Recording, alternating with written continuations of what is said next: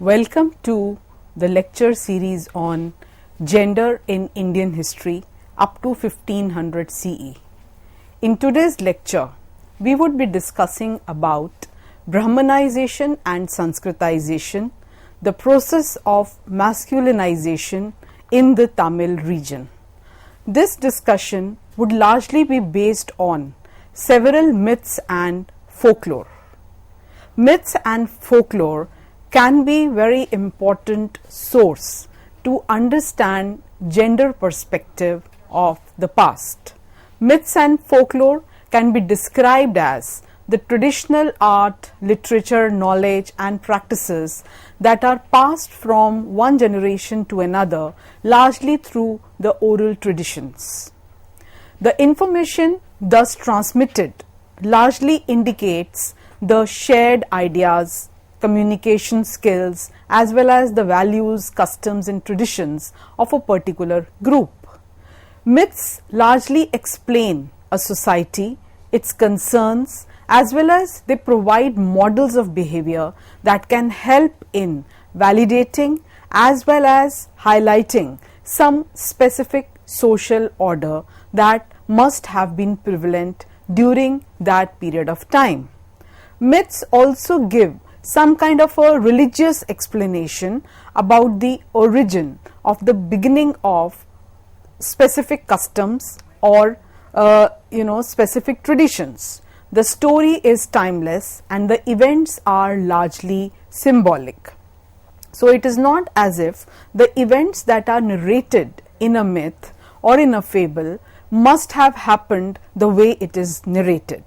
Folklore is passed from generation to another and also it varies from region to region, thereby indicating that the communities adapt to their own cultural environment, various myths, various stories and also the fables.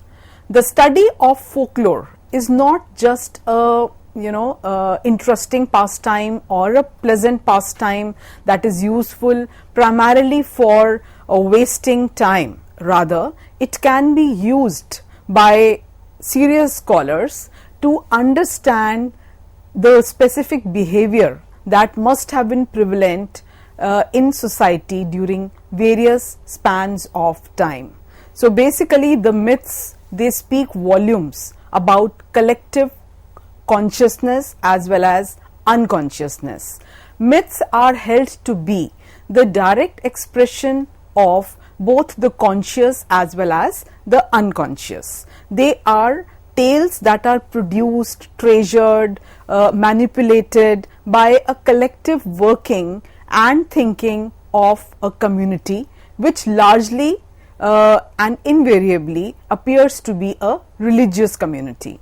So myths can be very important sources of our recorded values of the past, but definitely one cannot accept these myths as being historical facts or as being narratives which can be proved.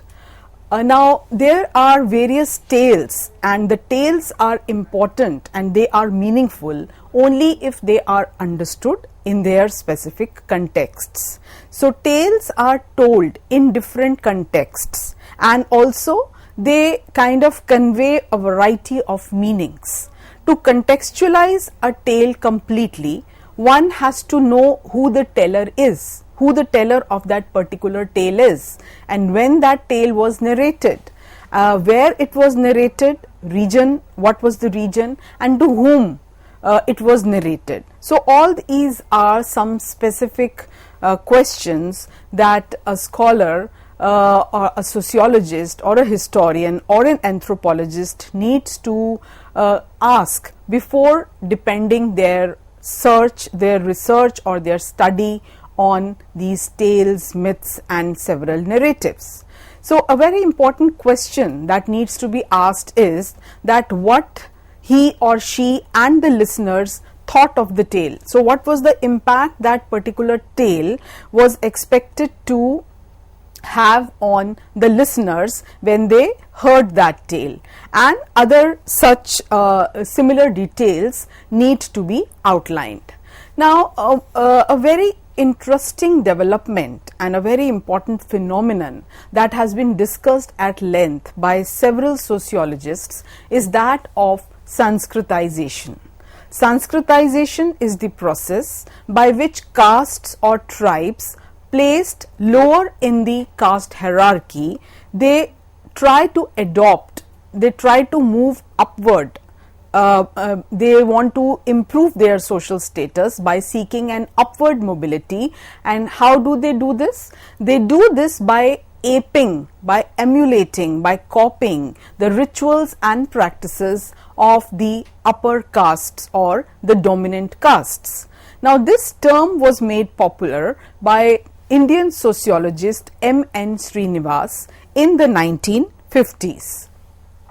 Now, as I would be discussing with you the myth of Ali Rani, who was a very important Pandyan queen of Tamil region, the idea that is being conveyed is that how gradually Sanskritization and Brahmanisation was influencing the southern societies, and the way Brahmanical culture was flourishing in the north, the similar tendencies were probably being replicated in the south. And it is in this context that one can talk of Sanskritization and Brahmanisation as a process.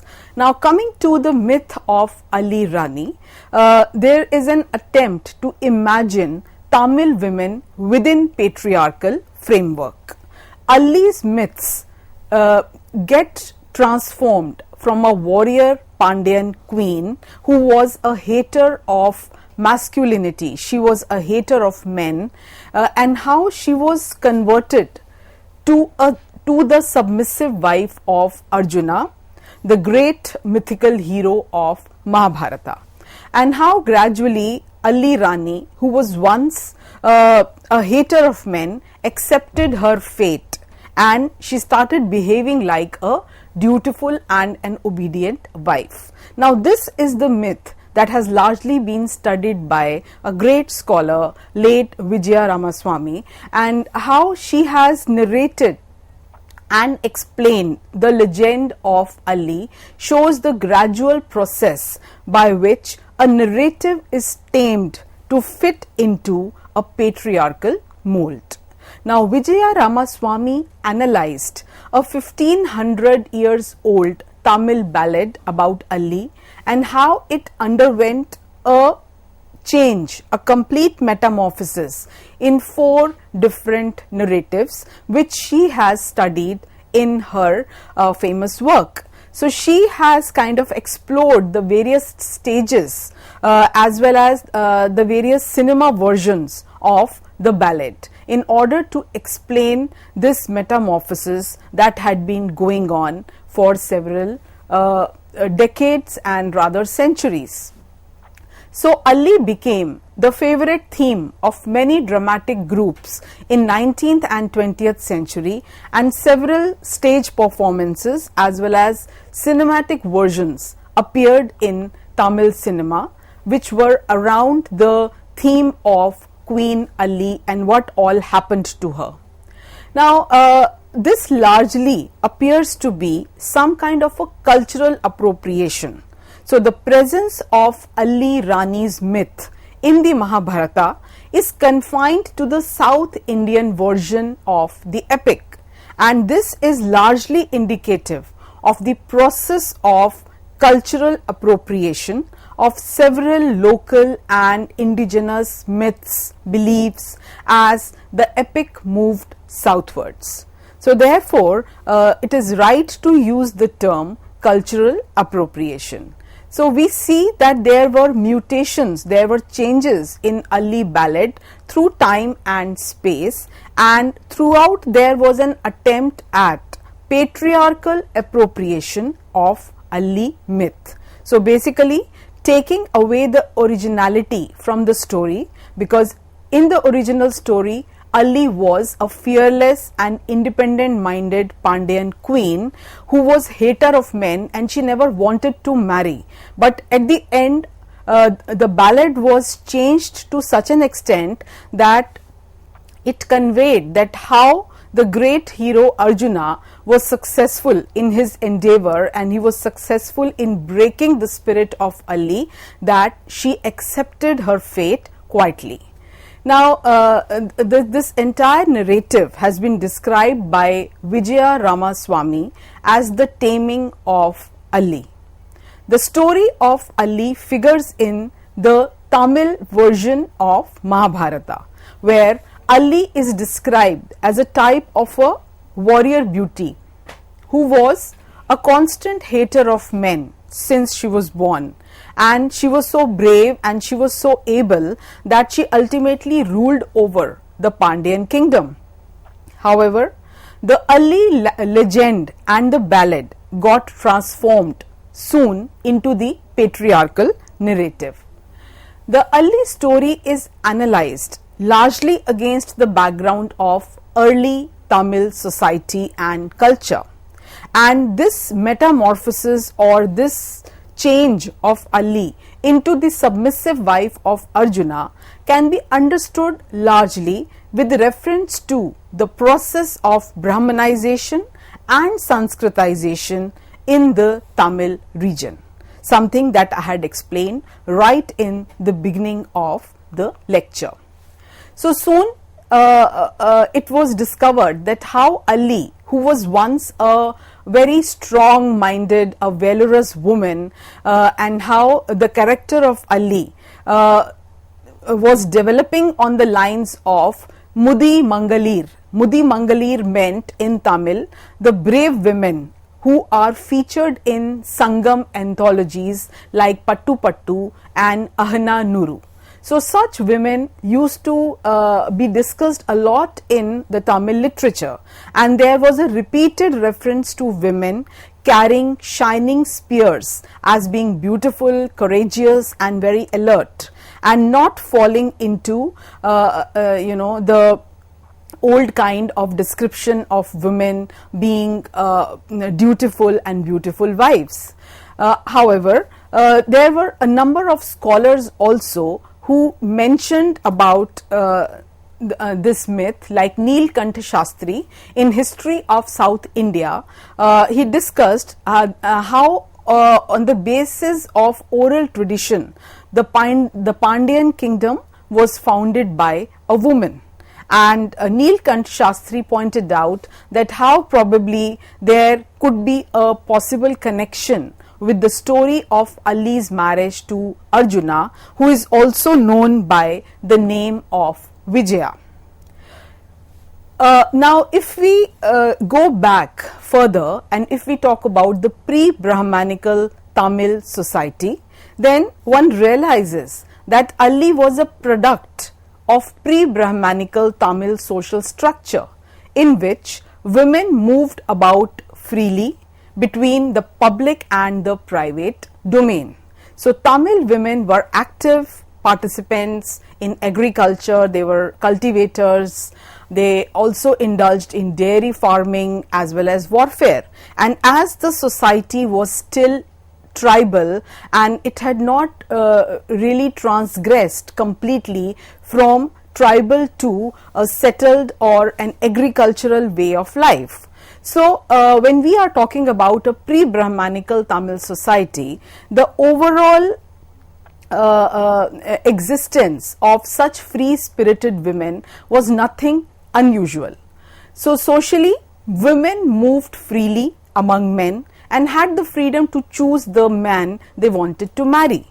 It was in this historical context that probably the ballad or the myth of Ali evolved.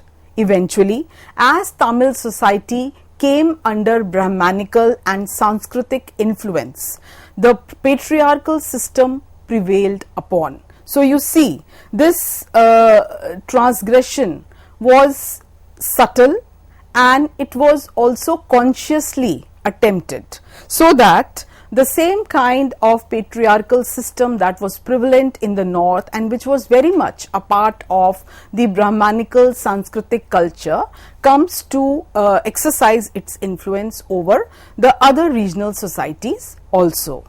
So, as there was a transition from tribalism to Varna Jati order.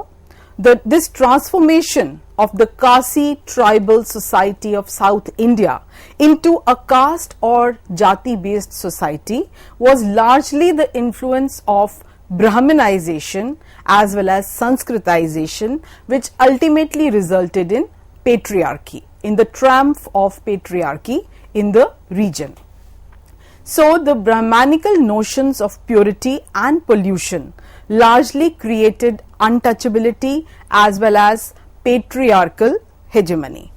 So, the entire story of Arjuna's conquest of Ali, as I would narrate it now, would make the listener or the reader realize what was the myth all about. So, the story goes like this, that Arjuna seduced Ali without her knowledge or consent, and the process of taming Ali by a patriarchal hero Arjuna resulted in the loss of virginity, which was believed to be the source of Ali's power. So, Ali had this boon that had been granted to her, that till the time she was a virgin, then she would be powerful and she would be the righteous person. But Ali was raped by Arjuna without her awareness, and this largely made her powerless and she became like an ordinary woman. So, as one further explores the story behind Ali's rape, Ali woke up in the morning to find her clothes disheveled and the disdainful tali, which was the symbol of a woman's eternal bondage to a man, probably it was a thread, it was hanging around her neck, as has been narrated by Vijaya Ramaswamy. So, Arjuna's rape also enforced the burden of motherhood upon Ali, upon the free-spirited Ali. So, now while this was one version of legend, there soon appeared different versions of legend. In another version, Ali gracefully bows to her husband Arjun and the other Pandava brothers, and in another narrative, Ali is said to have fought a war with the Pandavas before finally surrendering. And then in yet another version, the seduction of Ali by Arjuna is explained, where in disguise of a woman, Arjuna massages Ali's tired body, and as Ali goes off to sleep, Arjuna rapes her. So, these are the different kind of narrations that are explained.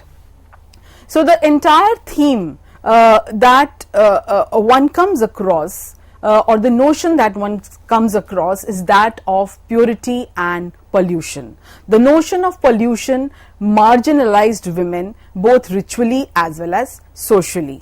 The act of giving birth as well as the monthly cycles of women rendered a woman impure. So, several prescriptive rules were assigned to women by the male canonical writers in order to control women. And the same kind of cultural metamorphosis is also visible in the myth of Ali. The myth of Ali and its fusion into the epic has to be perceived in terms of this transformational phase of Tamil society, which can be viewed through the prism of cultural change or cultural metamorphosis. So, the Arjuna's language of conquest and subjugation seems to be highly objectionable.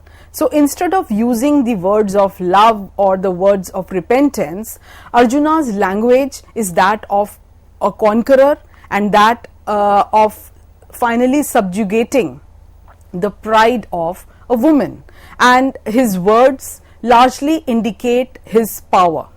The all-woman team of the ministers also advise Ali that since her son, who was crying for acquiring a coral. He wanted to acquire a coral, an object made of coral, and that could only be procured by Arjuna. So here we have a wife who has not been visited by her husband since he raped and forcibly married her, but because her child now wants something that can only be procured by Arjuna, so the all women team of the ministers, they advise Ali that she should now forget the past and request Arjuna to come, and she should swallow her pride and request help from her worthy husband Arjuna, since he was the only person who was capable enough of achieving this task. Then the story goes that Ali wrote a false letter to Yudhishthira at Indraprastha seeking Arjuna's presence in Madurai, because Pulandiran, who was her son by Arjun, was on his deathbed. And Arjuna, who at that time was enjoying the company of one of his wives, was kind of reluctant to come, but gradually he accepted it, and he finally paid a visit. Now neither Queen Ali nor her son Pulandaran were visited by Arjuna since the birth of the boy 5 years earlier. So Arjuna was abused by Ali when he visited, and he was also threatened with grave consequences if he does not get Pulandiran a coral cart within 8 days. So that was the deadline that was set. Now very interestingly, from here starts another ballad, and that is the ballad of Pabla Kodi. Now Pabla Kodi was another female whom Arjuna encountered when he was trying to acquire the coral cart. The ballad of Pabla Kodi follows exactly the same pattern as the story of Ali, and the story of Pabla Kodi is also a multi-layered text with several versions ranging from Pabla Kodi Malai to Pulavar, which was an oral ballad, to Pabla Kodi Natakam, or the performance texts of 18th and 19th century. Now Pabla Kodi became another female ruler. She was another female ruler who became the victim of Arjuna's desire, and as Arjuna was trying to acquire the cart, he encountered upon Pabla Kodi, and she was also kind of raped, and she was also kind of forced to marry Arjuna. Now Pabla Kodi had been governing her kingdom for 16 years when she encountered Arjuna, and Arjuna was who was trying to suggest Pabla Kodi initially to marry him, and when she refused, then he also seduced Pabla Kodi in the similar manner as he had done by acquiring the form of a swan, and finally he raped her. So here comes the taming of Pabla Kodi, and following her seduction and rape, when Pabla Kodi was mourning over her fate and she was repenting as to what had happened to her, Arjuna consoled her by saying that she will be in the company of great women like Draupadi, like Subhadra, and like Ali, the Pandyan queen. And so here also we see that Pabla Kodi story ends by her getting transformed into a submissive wife, and Arjuna as ever was unrepentant, and as she was kind of feeling angry at loss of her virginity, she raised a question. She taunted Arjun and she asked who else he has seduced in this manner, and Arjuna's response was not that of any apology, but rather he was kind of listed the names of all those women he had initially raped and then married. So Arjuna's confession comes in the form of some kind of a claim, as if it was his right to do whatever he wanted to with women, and ultimately if he was marrying them, then there was nothing wrong in his doings. So basically the story indicates conquest of women and land. So by seducing and marrying the female rulers Ali and Pabla Kodi, the Pandava prince Arjuna also annexes virgin territory, as has been indicated by Vijaya Ramaswamy. So the entire narration revolves around creating an image of virtuous women. So once this tension between the nature and culture is resolved, it is only then that women can emerge victorious as ultimate carriers of virtue, and the ultimate social control is achieved when the subordinated not only accept their condition, but rather they consider it as a mark of their distinction, as a mark of respectability. Just it was in the case of Ali and Pabla Kodi, when from independent minded women they got converted into wives. Thank you.